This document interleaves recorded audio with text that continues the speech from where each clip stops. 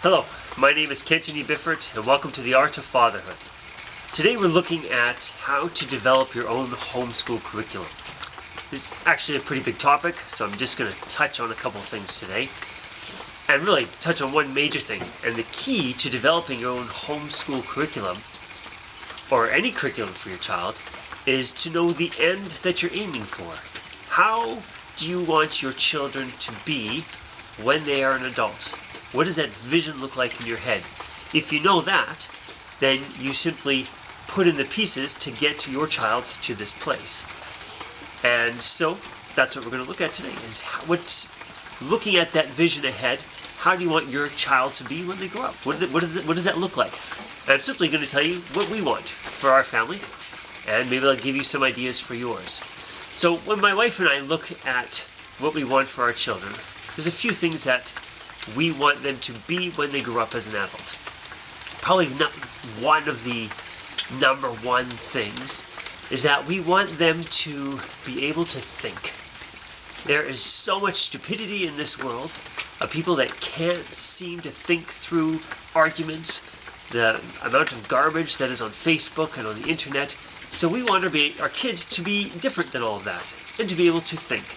So in order to get them to a place of being able to think through illogical arguments, we have to teach them logic. And so we do that. Another thing that we would like for our children is that they be able to be proficient in many languages. Well, a few languages anyways. So we see that as a goal, as our children being adult, being able to be fluent in a few languages. So what we've done is we're teaching them the classical languages, Latin and Greek, and then we want them to be proficient in some scholarly languages like French and German, and then a little bit more languages that may help them in the future, such as Arabic, as an example. So we're working through the languages. As well, one big thing for us as parents when we consider the end goal of our children being adults is we want them to be at ease in nature. We want them to love being out in the wild and in nature. So, part of the curriculum is learning those skills to be out and to be learning skills to be able to enjoy themselves in nature. So they have to learn their survival skills. They need to learn archery, marksmanship, learning how to kill an animal and skin it and have it for food, and how to cook it, how to make a fire, how to make a shelter, as well how to have fun in nature, learning how to canoe and kayak and rock climb, and these things, so they're just at ease in nature and they love being out there versus being at ease in front of a television set or a computer screen. Another thing that we see our children being when they are grown up is a leader. But in order to be a leader, you have to be a reader, and so we need our children passionate about reading. So in our homeschool curriculum, every day our kids have to read a passage from the Bible. Right now we're working through the Gospel of Matthew. They read one chapter in the chapel in front of the Blessed Sacrament. Then they have to read a chapter in a classical novel. As the great book saying goes, in order to read the great books, you have to read 1,000 good books. So we're working through those 1,000 good books so that they can, as they get older, they can read the great books.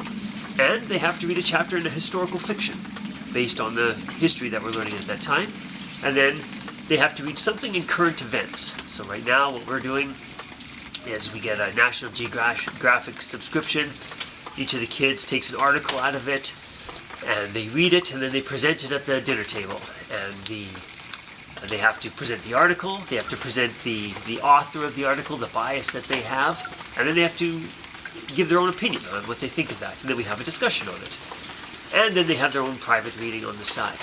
But the point is that our children are growing up passionate about reading because good leaders love to read, and that's what we see them being when they're older. Another thing that we see our children being when they're older is entrepreneurs. So we have to give them the schools to do that. Our children are now learning how to set up their own business, finding a skill that they can hone and be able to market and make a little bit of money, learning how to budget, and that's part of their homeschool curriculum. As well, we want them to have a sharp mind. when they're an adult. So in order to have a sharp mind, it always has to be engaged, and one of the ways to do that is through memorization. So our children, right now, they have a book of memorization, and they're memorizing Holy Scripture, of course, and they're memorizing poetry in English and in Latin, memorizing prayers in English and in Latin, quotes from history, and they're doing this so it sharpens their mind and develops them as a person, so they are that way when they're older. The other aspect, of course, is their body. We want them, when they get older, to be physically apt and proficient at many skills, to be able to go into a sport and play the volleyball game and jump into hockey and be able to play hockey and to have a high level of fitness. So daily they are learning the skills and getting that fitness training and building up their heart rate. In the mornings we wake up 2 mornings a week, and even with my 6-year-old, she's not 6 yet, but she will be soon, we go for a 2-kilometer run. And my 5-year-old daughter, she is running right along with us, building up her heart rate and strengthening her muscles. Another vision that we have for our children when they're adults is that they become articulate speakers, that they're able to express themselves and argue well and have good rhetoric. So in our curriculum, we slowly teach them rhetoric. How do you read well? How do you present yourself well? How do you speak publicly well? And let's practice that, and let's get good at that.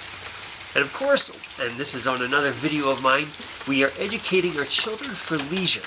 And that simply means that when they are in their leisure time, they are spending their leisure well.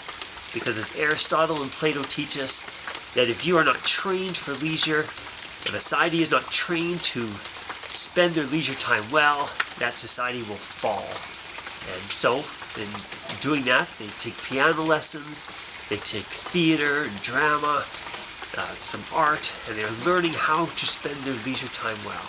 And finally, we envision our children being passionate about their Catholic faith. But in order to be passionate about their Catholic faith, they have to have parents that, first of all, are modeling it and love the faith and love their Lord. But as well, their faith has to make sense. So we are telling them, you can challenge the faith. If you think something is weird, you don't understand where it's coming from, does God really exist? How do you know the Catholic truth to be the truth? How come the Muslim truth isn't? How come Muslims aren't true? Or the Islamic faith, or whatever it is? Challenge, and let's talk it through. And you will find that at the end of their journey, they will find at the end of their journey, that the Catholic faith is the truth. And so we're giving them those tools, leading them along that journey, so at the end, they remain faithful, always faithful. So, that's just kind of a summary of what we as parents see, envision for our children at the end. When you're developing your curriculum then, you have to have that vision. If you don't have the vision, just send your kids to a public school and they'll create your boxcar kid like they do in the school system. But here's the other side of that. If you know what you want for your children, who you want them to be, then you begin to pick and choose and design how you're educating your kid. And it doesn't have to be homeschooling. If you have a publicly funded school that's doing some excellent work, put them in that school. If that's what you want, that's the key. Is that you as the parent are deciding what you want for your children, not the state deciding what they want and how they want your kid to be raised. You decide what you want and what is best for your child.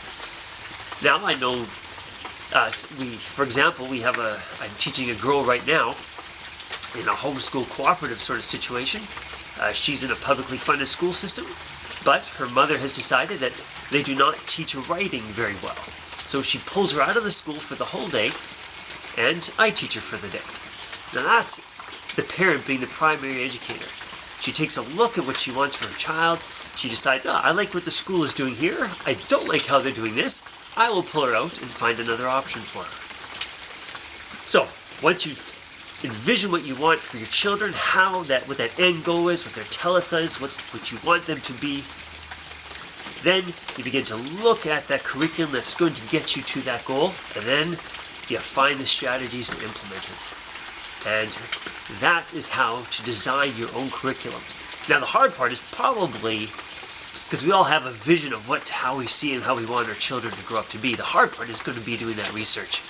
And that will be another video where I show you some excellent resources out there based on the curriculum that we've built, and perhaps you're interested in that as well.